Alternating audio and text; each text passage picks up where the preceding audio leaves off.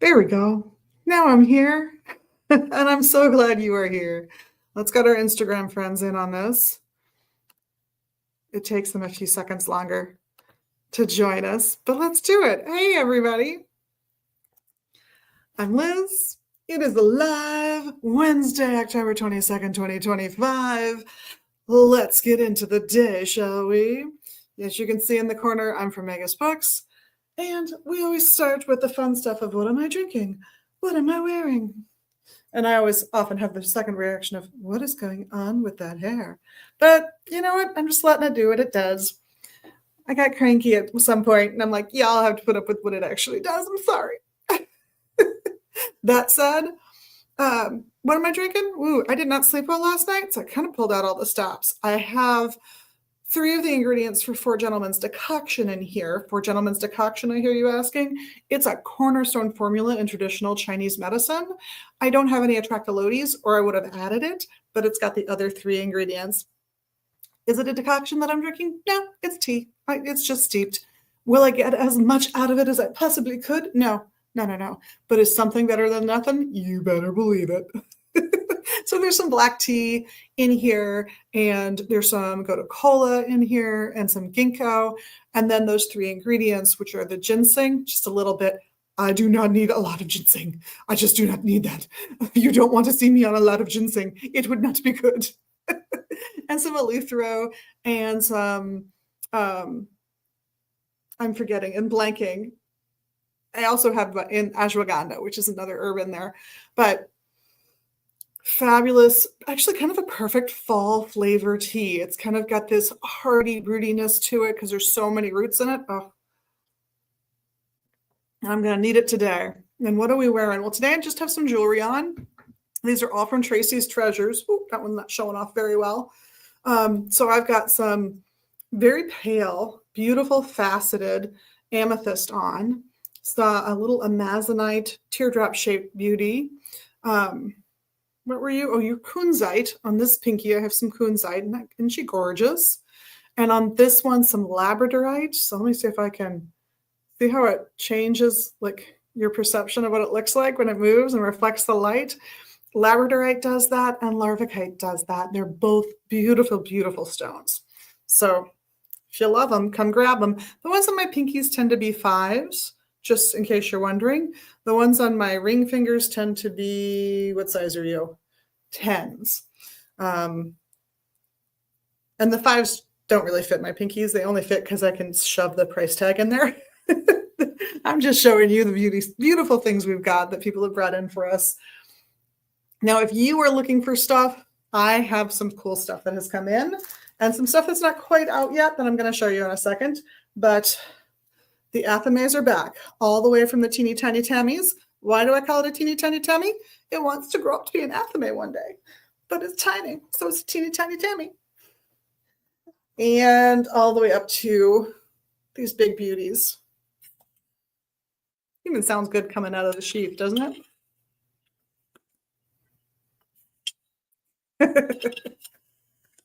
So those all came in. There's a whole bunch. There's a whole display case right by the register. Come check it out. Kind of over by the Wildberry Incense. You know the ones. And then I've got a few things I want to show you from some folks who are coming back to consign with us again. And they're very excited, and we are very excited to have them back. So these are local folks who hand make their jewelry. And when I say hand make, I include that chain. So these are gorgeous, gorgeous pieces, but they are priced like someone in the area took the time to hand make them. So this one's marked up at $55 to give you an idea. There are simpler pieces. I just wanted to show off some of the chain work. And here's another one, just so you can see this one. Oh, so cute. How much is this one? This one is $65 because of the extra work to get those cute beads in, I am sure. And the really fine work on the wire wrapping. It's just, they do exquisite work. You can tell they're practiced and really good at what they do. And that is just one half of the team that's happy to be back. Let me show you the artwork. And I should say, you're not going to see me for a second because I want to show this lady off. This one is called Isis. It is one of the small tapestries they make. This is not AI. This is the artist's work, and he works with local models, some of whom are not this young anymore, but you'll get that in a second. So let me just do a slow rise.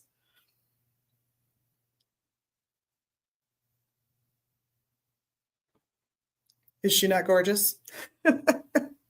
One of the readers has already said, oh, she's got to be the one that goes over the reading area for display. You can only have her until one of you guys grab her and get her to take her home. But there's all kinds of fairies and goddesses and beautiful gowned women in these tapestries. They're just delightfully done. And while they're not meant for outdoor use, they hold up really well to sunlight. And one of the things that the creator Todd told me, and by the way, they'll be in here, Todd and his wife will be in here in a couple of weeks for an interview. One of the things he told me was he loves to hang them facing inward in front of a window because they begin to look like stained glass. Isn't that cool? So I totally recommend coming maybe even this weekend and checking out some of the tapestries. They're just delightful. They will not hold up to normal outside wear and tear, but they will absolutely hold up to sunlight. So the dyes work really well in them, and that's beautiful. He said he has some hanging on his porch, and I could see that. I could see a little privacy hanging on the porch. That would be so cute. Mind you, I have a covered porch, so in my head, that's what I envision. I've got like a little extension right out the front door, or like a mini deck, a small deck. But in addition to new things coming, I am going to tell you about some things that sadly are going. These are things that have been discontinued by the publisher, one of the publishers we work with. And I have maybe some good news about one of them, but if you are in the market for an Oracle deck and you're feeling particularly empathic as a human, I think we have 2 copies of these left. This has been discontinued by the publisher. Another one, if you're feeling those Celtic roots or the call of the Celtic world, this has been a stable, steady deck for us for a very long time. It's much beloved, but it is going. When we are sold out, it is gone. Same with the Animal Totem Tarot. Now, these two are both kits. The Celtic Tarot and the Animal Totem Tarot are both kits. So this one's running $31.99, for example, where the decks tend to be a little lower in price. We're already out, I think, of one of the Encyclopedia of Witchcraft and Wicca already gone from what I can see. But that one, we'll have more on in a second. Lucid Dreaming for Beginners. Bye-bye. Also, Dream Interpretation for Beginners. They have been, sadly, let go. I Ching for beginners, also going by the wayside. You're wondering what I Ching is? I get that. It is from China, and it's what's called a hexagram method of divination. Let me show you one. So this is what the figures look like. It's 2 stacks of 3 lines. The lines are either solid or they're broken into 2 pieces, like you can see right there. And how those line up matters. Now, there's a lot of history behind this. Some people think it started with pulling a turtle shell out of the fire after you've cooked a turtle and looking at the cracks in the shell. That's one of the things they think happened as a basis for how I Ching developed. But it became something that you could do with a toss of even a coin, but usually you do 3, so you get the first half and then the second half of that 6-line figure. And then each one of those figures has some lore attached to it. So, well, gosh, for example, let's look at Shifting the Burden. Ooh, and what's that one look like? It's got a broken line on the top and the bottom, and then 4 solid lines in the center. So this is a sign that you're smart enough to figure out you've reached the end of a road, that you've gone as far as you can with this thing, and it's your best bet really is to move on. So it's about taking a minute to rest, take a break, just get your head clear so you can make that new plan that you need to make. Is enough enough? When is it enough? These are the kinds of things you think about. Have I reached my limits on something? Can I take those skills and transfer them somewhere else so that they can be better used? Those types of things. And this book even goes like line by line through the figure to tell you how that impacts the interpretation. of the I Ching hexagram you're looking at. So if you're interested, it's a handy little beginner book, and it is bye-bye. I can't get another copy when this one's gone. They're all gone. And another one that's going that was a big hit over the last couple years for us was Goddess Alive. This one is by Sky. I want to see her first. Nope, just says Sky on the side. I can't remember her first name. It's a very, very nice look at 13 goddesses and how to interact with them, all kinds of information and folklore about them. It's a well-researched little book. It's delightful if you are so inclined. And really, for a while, I couldn't keep it on the shelves, and now it's going. Sorry, that's my last copy, and when it's gone, I can't get any more. But I also mentioned the Encyclopedia of Witchcraft and Wicca by Raven Grimassi. We don't have it. It is discontinued. However, Raven Grimassi passed not that long ago, and the estate sold the rights to a different publisher. So we have a number of Raven Grimassi's books, if you're looking for them. Not that one in particular, but there's every reason to think that when I get to be able to order from that publisher again, they may have that book available. So maybe that one's really gone. Maybe it's not, just so you know. So in any event,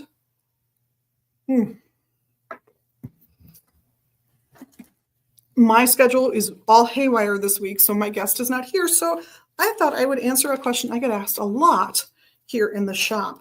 Oh, sorry, I'm totally forgetting a couple things before we even get to discussions. I apologize. The readers. Exciting news about readers, if you have not heard, is we have 2 new readers, and we just added 3 readers recently as well. So there's 5 new readers in the shop. We've got some spots that we had not had filled for a while, and they are all full. And it's kind of really cool and exciting to see the readers that have come in and the diversity of readings you can get now. It's probably the most diverse group we've had. So we have Eshu on Sundays. So he'll be here on Sunday, and actually Eshu will be here. Wes is his name, Wes Eshu. He'll be here today as well, noon to 6. And he'll be here for the first part of Thursday, tomorrow. He'll be followed, on Thursday by Heather. She's a fun young reader. So Eshu, I have to say, is a trip to get a reading from before I go on, because I've never seen anyone be as much of a storyteller while doing a tarot reading, clearly led by intuition and where the cards guide him, but not trapped hardcore by the cards themselves. They are the archetypes and the guideposts in the story, not the only thing defining the moment. So it's a really wonderful experience to get a reading from Wes. I highly recommend it. He's been around the Twin Cities as a reader for a while, and he's just been a joy to work with. So he has a number of spots he's taking. Right now, he's even taken our beloved Tracy's spot temporarily while she's recuperating from her various medical journeys. And he will be very happy to give her that spot back when she's back. But he's in today, he's in tomorrow for the first half of the afternoon, and then he'll be followed by Heather. Like I said, a very exciting, delightful younger reader. She really is wonderful and really, really tuned into her intuition. She's kind of delightful that way. Followed on Friday by Ravenwolf. Ooh, and I see that Daryl is not in here. Ooh, I've got to get him in the written schedule because I'm looking, I'll be honest, I have my cheat sheet here. I've got the sign. But Ravenwolf will be in from 1 to 4 on Friday. He is amazing as a reader. He's really good, really experienced, and brings with him a lifetime of really interesting experiences and educational opportunities that play into how he reads and how he works with the people he reads for. He's got some very ardent fans as a result. Definitely an excellent reader. I would highly recommend him. On Saturday, we have Eshu again for the first half of the day from noon to 3. Just delightful. And that's followed by Margaret. Margaret then comes in and does the latter half of Saturdays for us from 3 to 6. She is an exquisite reader, a delightful person. You'll really enjoy her. And she very quickly flew to the top of our most requested readers charts, as it were. Sunday, we have Eshu subbing in for Tracy. Again, Tracy, we miss you. We hope you come back soon. We hope you're doing well. And on Mondays, we have Morpheus doing dream interpretation 2 to 6. Tuesdays, we have Ravenwolf doing his readings again, and from noon to 3. And then he's followed by Jesse from 3 to 6. Jesse does runes. He's our only rune reader right now. And it's not often we get rune readers, so I love it when they come in. He's already started teaching a rune class, and it's been really positively reviewed. He's just an all-around good guy. Seems to be in a spot where he's really getting his life together in a beautiful way, and really, really knowledgeable about the runes. So it's always fun to like hear little snippets of his readings because he's just that good. And the person that's not on the schedule that I have left off, Daryl. I'm sorry, Daryl. Daryl is in twice a week. Daryl's in, when is he in? He is in on, I'm looking for those spots. Mondays from noon to 2 and Fridays from 4 to 6.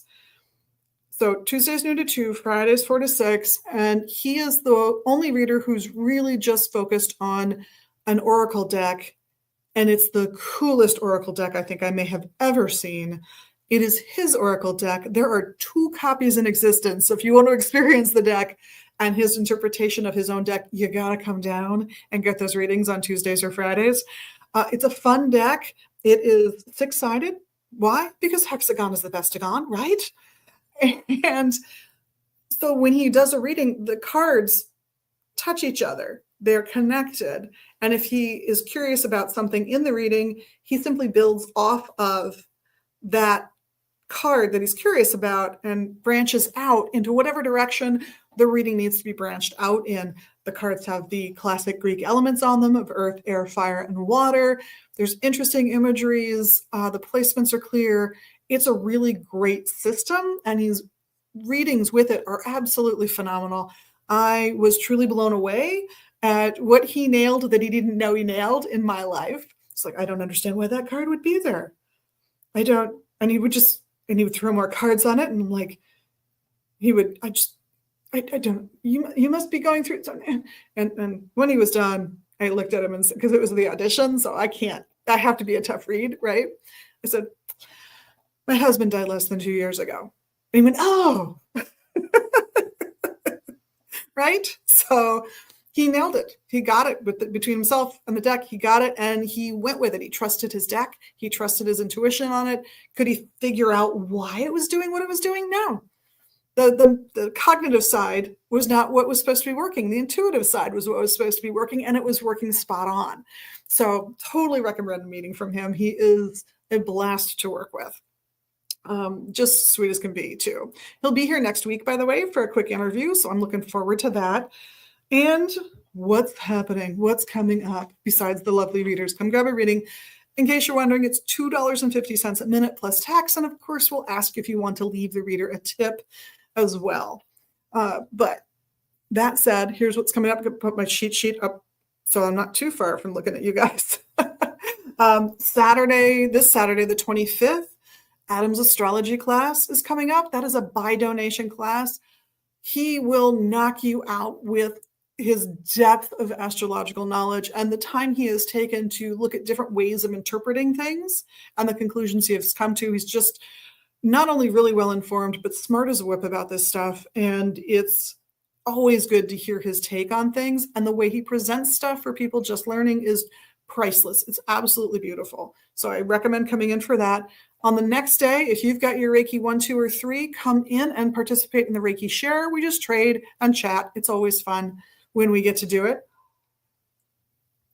Now, the following Sunday in November, we're getting into November now, November 2nd, there is going to be an Intro to Gardnerian Witchcraft class before we open at 10 a.m. for 1 hour and 1 hour only.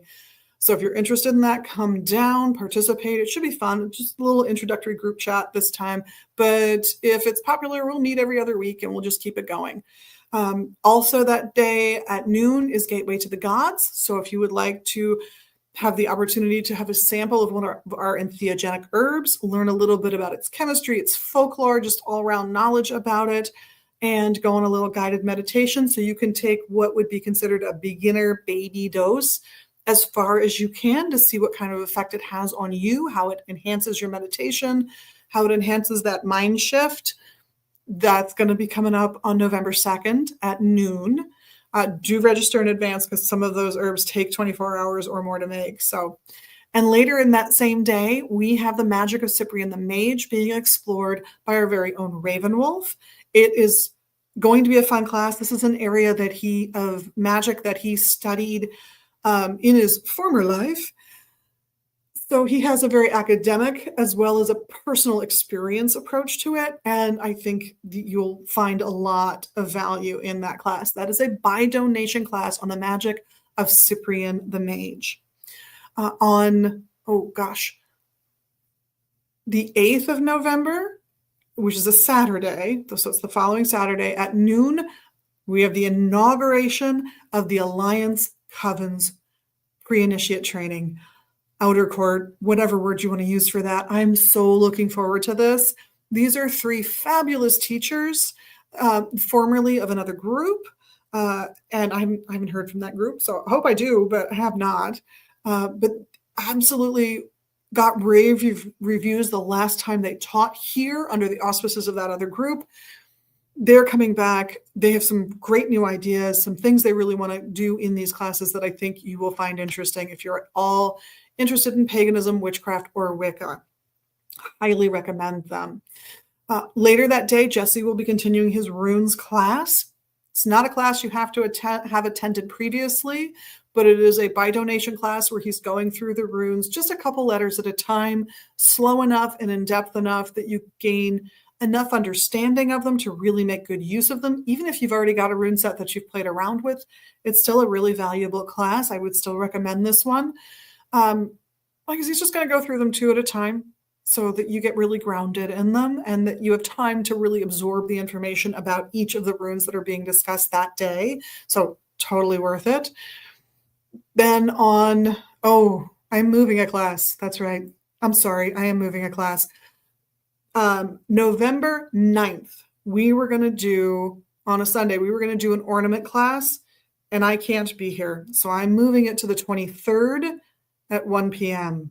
This is an ornament class that is a fundraiser for the folks who put on Paganicon and Pagan Pride here in Minneapolis. So I'm really sorry I have to move it, but I have to move it to November 23rd. I'm just pushing it 2 weeks out. So hopefully everybody gets to come to that one. And this is the first notice. We're going to start pumping out that information today. And then, of course, I cannot not mention on Saturday the 15th, I'm doing a trunk show for Jerry's Imports. You guys have loved Jerry's stuff. And honestly, this is the one event where people stop what they're doing, take out their phone and put it in their calendar. I've seen it happen more than once now. So it's Saturday, November 15th. If you have people to buy for the holidays that would like a bag, a scarf, and I'm talking cute little bags that, yes, I've seen adults buy them and love them, but I gave one of them to my 5-year-old at the time niece, and she adored it. She loved it. Up to like big bags that you could pack a computer into if you felt like it, if you were so inclined. So like executrix bags kind of things, and everything in between, lots of different styles, jewelry, hair accoutrement, barrettes, hair sticks, all kinds of things like that. All the little critters, the little bobble critters that we have, the little mini critters we have, the little stuffed, some of them are humans. So some of them I would think would make good poppets, but some are snakes, some are salamanders of various types. Oh gosh, what else? What am I forgetting? Oh, scarves. How could I forget the scarves? I've got 40 bajillion scarves down there. They're all going to come up. You guys will all get to look at them, see what you think, get that goth scarf for that girlfriend of yours or boyfriend or they friend, and get that really flowery one for the really romantic person, that aunt you have who needs flowers all the time. It's all there. It's just sort of amazing. There will be some hats, the best mittens I have ever seen in my life. They are knitted wool, and I can hear some of you going, ew, wool, itchy, itchy. No. They're lined. They're lined wool mittens, and they're not lined with some cheap, thin, fake satin fabric. No. They're lined with, I'm trying to think of the name, that fluffy, thick fabric. It's so comfortable and easy to wear. If it comes to me, I'll tell you. But the best mittens I think I've ever seen in my life. They're just gorgeous. They're mostly black, white, or black, white, and gray right now. I might have a few rainbows left. I'm not sure because I don't have a ton of them. But oh, so nice, so very, very nice. And I will be gone during the latter half of that week. So everyone else who works here will be arranging tables in this room, setting the bins up here, and I'll come in on Saturday and do the final touches on getting it all set up for you guys. And then I'll be here from noon to 6. So you can all come and explore all of the offerings. You'll find a ton of stuff that makes fantastic gifts. I have thought for like 3 years now, I got to get everybody mittens. And I might have to do it this time because we might be down to the last few. These are all things from Jerry. And Jerry is a wonderful woman who imported things for many years. And technically now she's retired. She's retired to one of the countries she imported from that she really enjoyed. She comes back with bags. I'm not going to lie. There's a few things that she came back with this past summer that we've got, but they will also be in this trunk show in this room for that day, even if they're out on the floor right now. So yeah, think bracelets, rings, hats, mittens, scarves, bags, and little trinkets, little toys that you might do really well as little stocking stuffers or as addendums to larger gifts or just fun stuff. So come by and check that out on November 15th. Oh my goodness, I cannot believe the amount of time I've spent talking about all this stuff. So I do have a topic for y'all today. I'm taking this one off because this one it keeps sliding around. She's cute though, isn't she? And that is, a lot of people come in here saying, I want to find a coven. I want to find a group of people I can hang with and practice religion the way I want to practice it. It's a good question, and it's an important one. So how do you do this?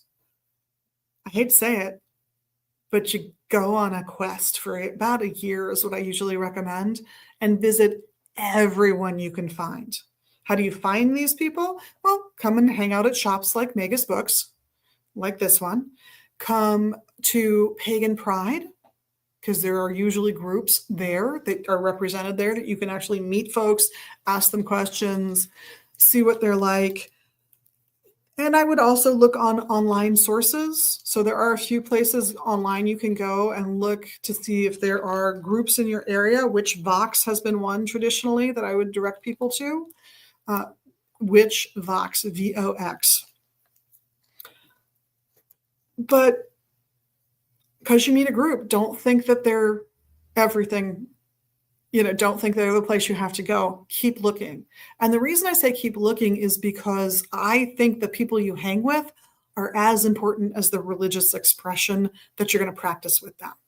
So when I was a wee baby pagan and I was out and I was exploring and I did this and I kind of cheated. I was in college. There was a pagan group on campus. I joined it. I wound up running it the next year, and I just invited speakers in. From any group I could find, they came in. And so I learned I don't want to be a member of group A because they're a little too aggressive for me. I don't want to be part of group B because I'm 20 and that 50-year-old was kind of a little leery and a little flirty with me. And I'm 20, you're 50, you're older than my dad. That's just kind of gross to me. And that was my personal choice thing. If that turns you on and you're 20, I'm not going to stop you. I might question a little bit, but I'm not going to stop you. It's your life, right? But for me, that was a no. And there were other reasons, just personal social reasons that I didn't want to join group C or group D or group E. And I wound up at a couple of groups that with 3 spots I really liked. I really liked all 3. One was a Diana group that was run by a woman. I don't even think she was a boomer. I think she was Greatest Generation, right?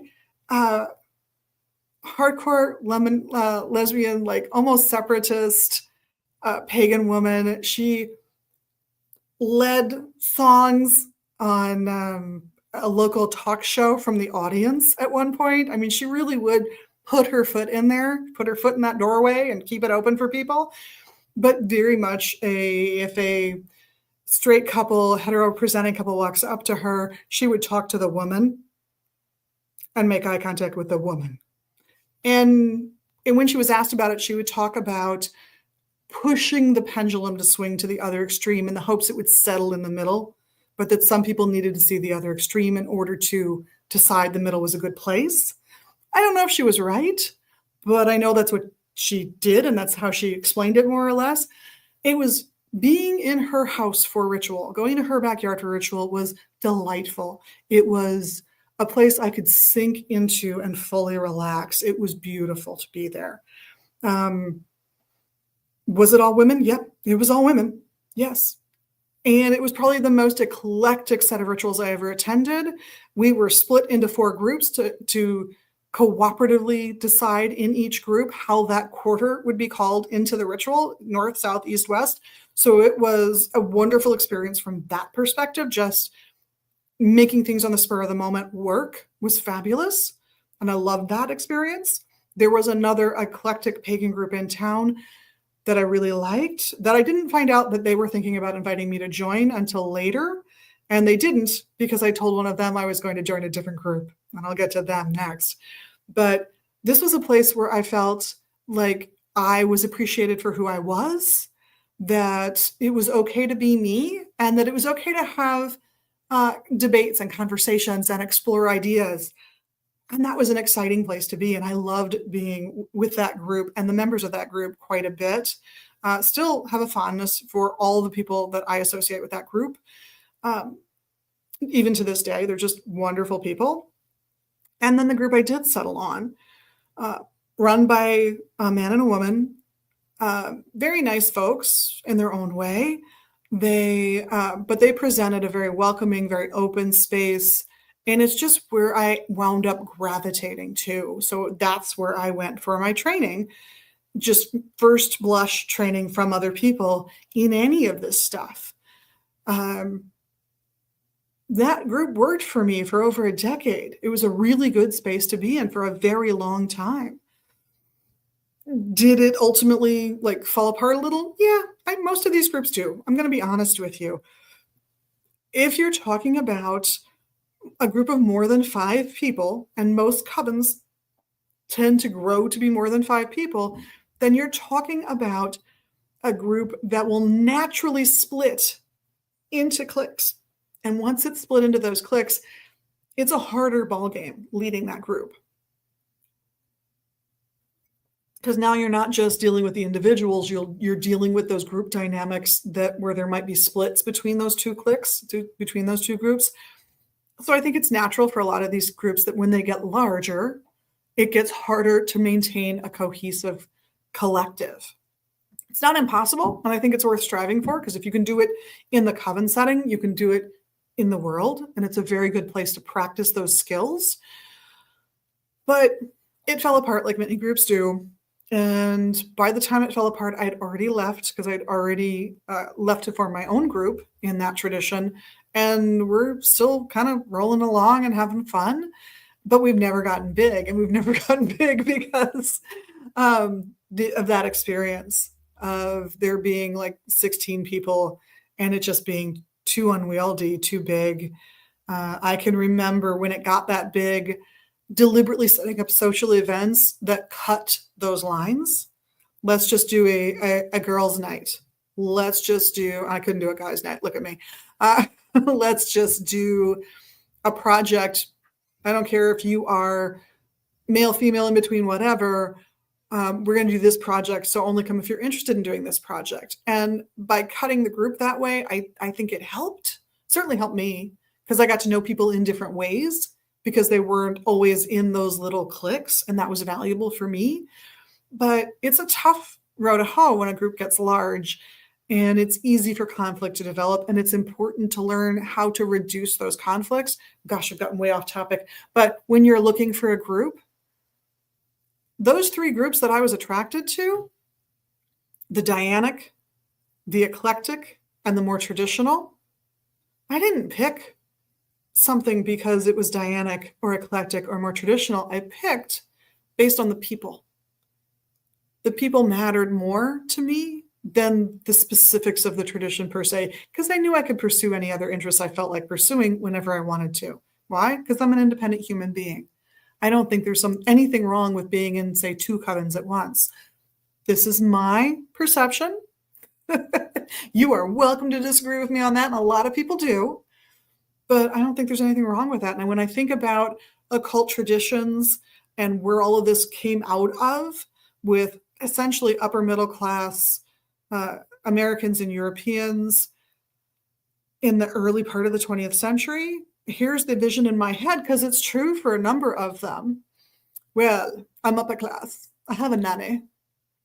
I have someone to clean up after we eat. I have someone to cook the foods, right? So what am I going to do in the evening? I'm not going to play with my children. I've had them. That's enough work. I'm going to go out with my spouse, and we're going to go to the Co-Masons because it's Monday night. Oh, no, is it Tuesday? Oh, then we're going to the Theosophical Society. On Wednesday, we're going to, the theater troupe that's full of all of the people that I spend all of those other evenings with. And on Thursday, we're going to go to the, he's going to the Masonic Lodge, and I'm going to the women's group for the Masonic Lodge. They did that. They would do multiple things on different evenings. So it's baked into the process to me that you might very well participate in more than one coven, and I don't have a problem with it. I don't think it's about loyalty to a group. I think it's about loyalty to oneself and being true to yourself.